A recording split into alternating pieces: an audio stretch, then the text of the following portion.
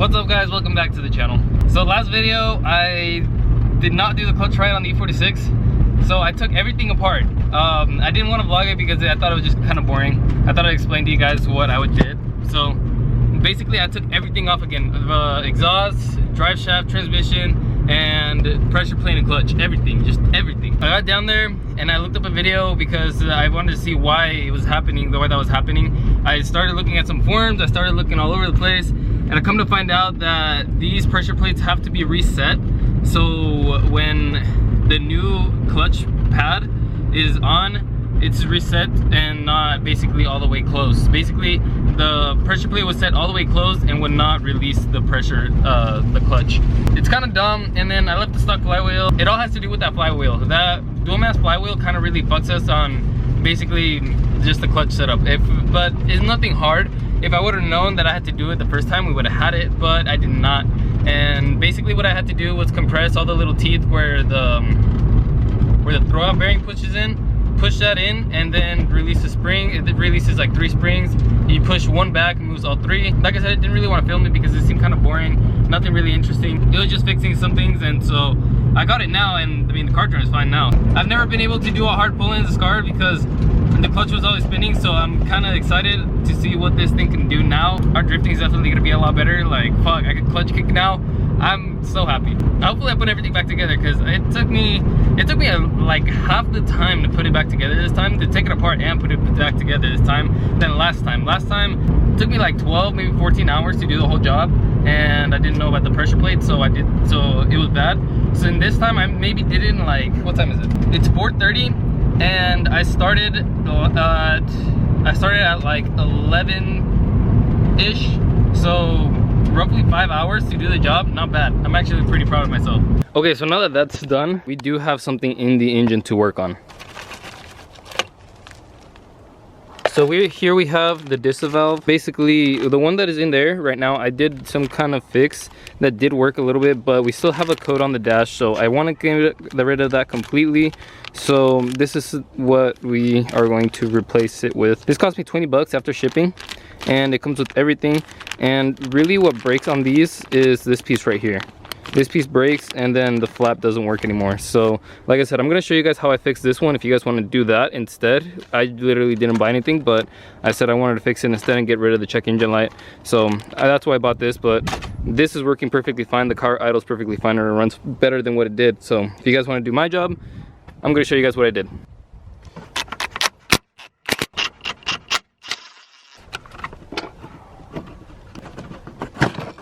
My flap is all chewed up, and so I think it gets a small vacuum leak, and that is why it still throws a code. But I mean, it still works. Like I said, when it works, it's supposed to be able to spring back, and it does. So I'm gonna show you guys what I did here, and like I said, not 100%, but it works.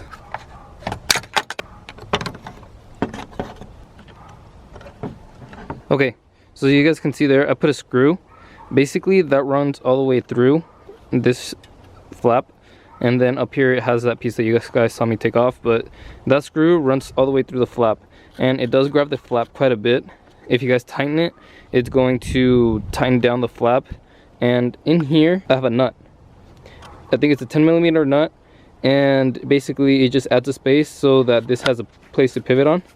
So basically from that screw and that nut, they help the flap move and stay in place like it should. But like I said, I'm having small vacuum leaks, so you can see we still have some air passing by through those cracks, and I don't think we're supposed to have that. So I'm going to clean this up really well, and we're going to put all the new pieces from the kit we just got. And there we go. There's our rebuild. Nothing crazy, literally. I mean, we don't have the screw in there that I had, and so, but like I said, since we have that nut in there connected to the whole shaft inside, that is why we don't need that. But this should help our idle, and I hope that this gets rid of the check engine light codes, because I don't like having the codes on the dash. Yeah, the car runs fine, but I still don't like seeing the codes.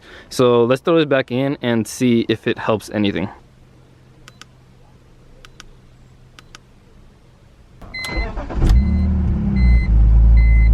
So we have 2 codes, and it says the fault's not found in database. So we will just erase them. Probably has to do with that DISA valve. There we go, no more check engine light on the dash. No more really dash lights. We have to go to BMW to get these airbag lights taken off because that one stays on. I need to figure out why my two tail lights are out. I probably need new bulbs in the tail lights. I'm glad to finally get these things out of the way. Now I can focus on moving forward on other things like power mods and whatnot, because I've been wanting to get the car running first, like in good idling, good running condition, before I started throwing power at this car, because I don't want to get into this car, put power into it, and just did not be reliable at all. Right now I can drive it and everything, and I mean, I've been driving it and it works, everything works, but it's better to have the car running 100%. It left me in Boise once almost, so I'm not trying to go do that again. I don't really have much to do anymore, but I'm gonna pick up all the tools, throw them in the car. We're gonna go give this car a wash because it is filthy. The whole underneath is full of oil and I do not like seeing that. So we're gonna go change that, and that helps break in the clutch. So I forgot to get it before, but here's the after. I definitely cleaned the wheels. I used purple power on like basically all the car. For the engine bay, because the engine bay was pretty dirty. It looks a lot cleaner now. Everything under as well. I turned the wheels, got all under the wheel wells. You can't really see, but I sprayed purple power all on like the rack and stuff, everything that was full of grease. I could not reach the tranny. I should have brought a jack, but it's fine. The wheels, like I said, I sprayed purple power on those as well, and they seem to have cleaned up really well. I did not think that they would clean up this well. Yeah, they're still wet, but I mean, they're definitely not dirty. You could tell they're not dirty. Let's head home. I didn't have much planned for today. Probably end the vlog here, honestly. Tomorrow, I think I'll start working on the Subaru tomorrow, but I'm not sure yet.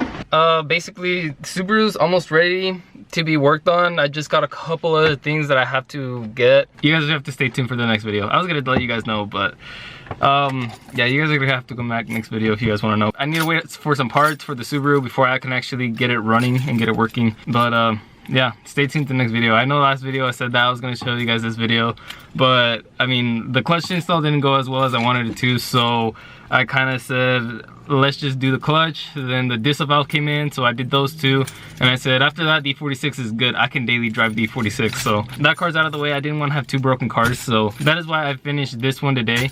But for sure, next video we'll start working on the Subaru. For sure, next video should be Subaru content. Some kind of Subaru content. I'm not exactly sure what, but some kind of Subaru content. Like I said, guys, I'm gonna end the video here. If you guys made it to the end, thank you very much. If you guys like this video, go down and hit that like button for me. It helps me out a lot. Go down and comment. I'm always active in the comment section.